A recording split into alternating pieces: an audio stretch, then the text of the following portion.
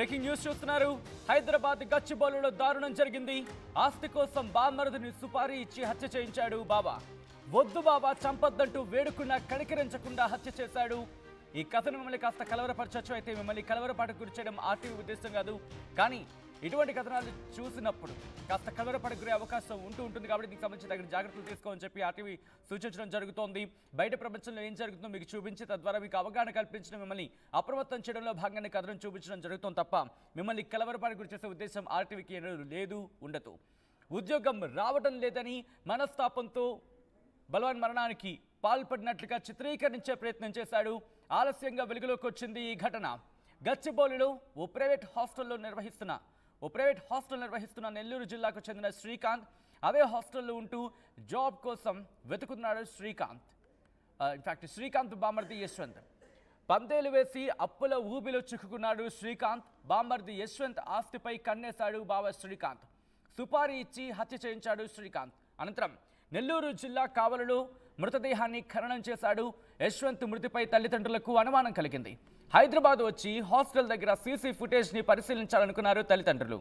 CC footage అప్పటికే delete అయినట్లు గుర్తించారు. యశ్వంత్ మృతిపై పోలీసులకు తండ్రి ఫిర్యాదు చేశారు. ఇక్కడ అనుమానం వచ్చి పోలీసుల విచారణలో బామర్దిని హత్య చేసినట్లు ఒప్పుకున్నాడు బావ శ్రీకాంత్ అరెస్ట్ అవ్వడం జరిగింది. సుపారీ తీసుకున్న ఇద్దరు కూడా పరారీలో ఉన్నట్టుగా తెలుస్తోంది. బ్రేకింగ్ న్యూస్ చూస్తున్నారు. హైదరాబాద్ గచ్చిబౌలిలో దారుణం జరిగింది. ఆస్తి కోసం బామర్దిని హత్య చేశాడు. సుపారీ ఇచ్చి హత్య చేయించాడు బాబా.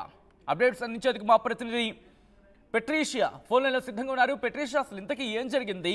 ఎక్కడ వీళ్ళిద్దరి మధ్య అంటే ఏమైనా గతంలో తగాదాలున్నాయా? సచిన్, గచ్చిబౌలిలో దారుణం చోటు చేసుకుంది.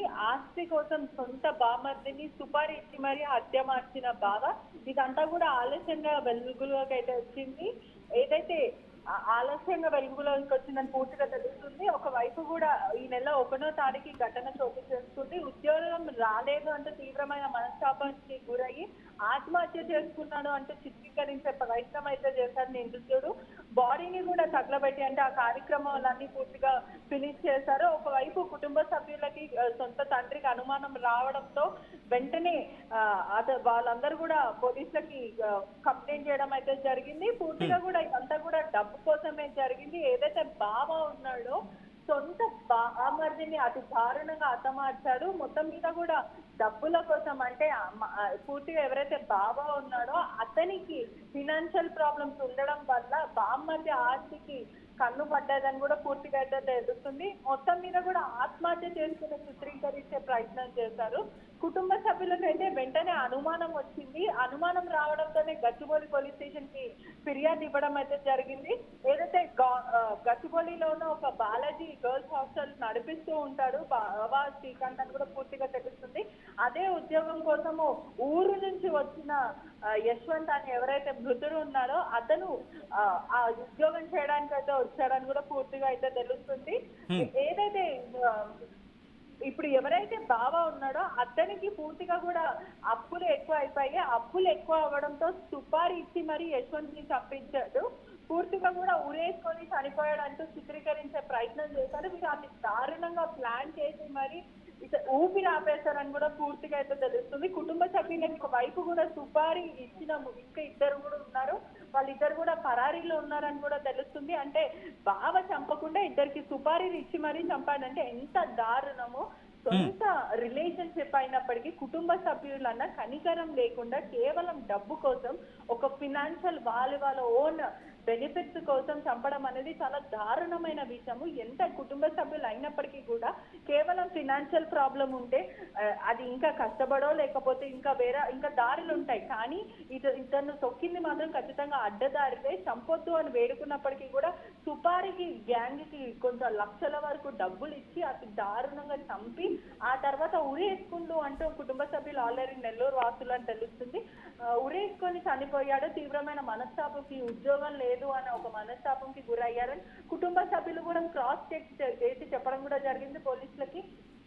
ఉద్యోగం కోసం మా కొడుకు ఎప్పుడు చనిపోడు, చాలా ధైర్యవంతుడు, ఏదున్నా కూడా పోరాటం చేస్తాడు. నెల్లూరు నుంచి కూడా ఇక్కడ ఉద్యోగం చేయడానికే వచ్చాడు, కానీ అతనికి అంత పరిస్థితులు కూడా ఏదైతే చనిపోయేంత అవసరం లేదు అంటే వాళ్ళకి అనుమానం వచ్చింది. వెంటనే సీసీటీవీ ఫుటేజ్ చూపించండి అంటే డిలీట్ అయిపోయింది పూర్తిగా. నిందితుడు సీసీటీవీ ఫుటేజ్ కి సంబంధించిన 2-3 రోజుల డాటా మొత్తం కూడా డిలీట్ చేసిన వెంటనే పోలీసులకు అనుమానం వచ్చి పూర్తిగా ఇన్వెస్టిగేషన్ చేస్తే తెలుస్తుంది నిందితులకి సుపారీ ఇచ్చి మరీ చంపించిన సొంత బావాని పూర్తిగా అయితే తెలుస్తుంది. యశ్వంత్ ని అతి దారుణంగా బావ శ్రీకాంత్ చంపాడని కూడా పూర్తిగా తెలుస్తుంది. అంటే హాస్టల్లో యశ్వంత్ ఒకడే ఉంటున్నాడా, రూమ్మేట్స్ ఎవరైనా ఉన్నారా?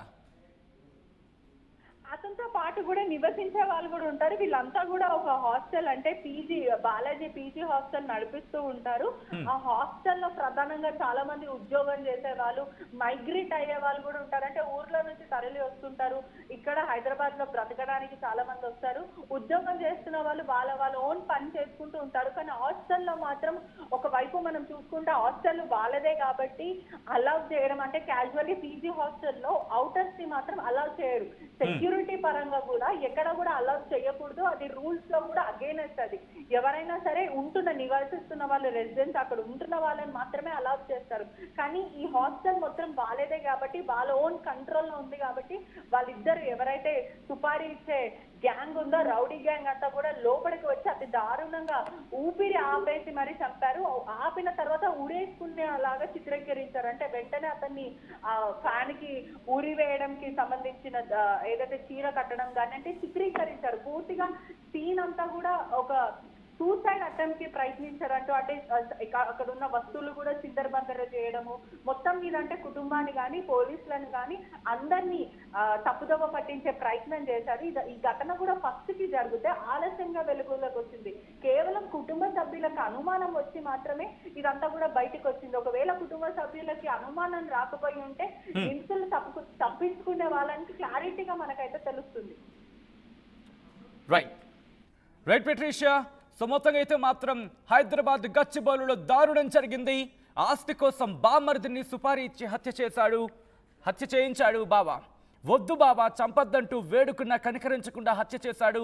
ఉద్యోగం రావడం లేదని మనస్తాపంతో ఉరివేసుకుని బలవన్ మరణానికి పాల్పడినట్లుగా చిత్రీకరించారని కూడా ప్లాన్ చేసుకున్నట్టుగా తెలుస్తోంది. ఆలస్యంగా వెలుగులోకి వచ్చింది ఘటన. గచ్చిబౌలిలో ఓ ప్రైవేట్ హాస్టల్ నిర్వహిస్తున్నాడు నెల్లూరు జిల్లాకు చెందిన శ్రీకాంత్. అదే హాస్టల్లో ఉంటూ జాబ్ సర్చింగ్ అంటే ఉద్యోగం కోసం వెతుకుతున్నాడు, ఉద్యోగ ప్రయత్నాలు చేస్తున్నాడు శ్రీకాంత్ బామర్ది యశ్వంత్. పందాలు వేసి అప్పుల ఊబిలో కూరుకుపోయాడు శ్రీకాంత్. ఈ నేపథ్యంలోని బామర్ది యశ్వంత్ ఆస్తిపై కన్నేశాడు బావ శ్రీకాంత్.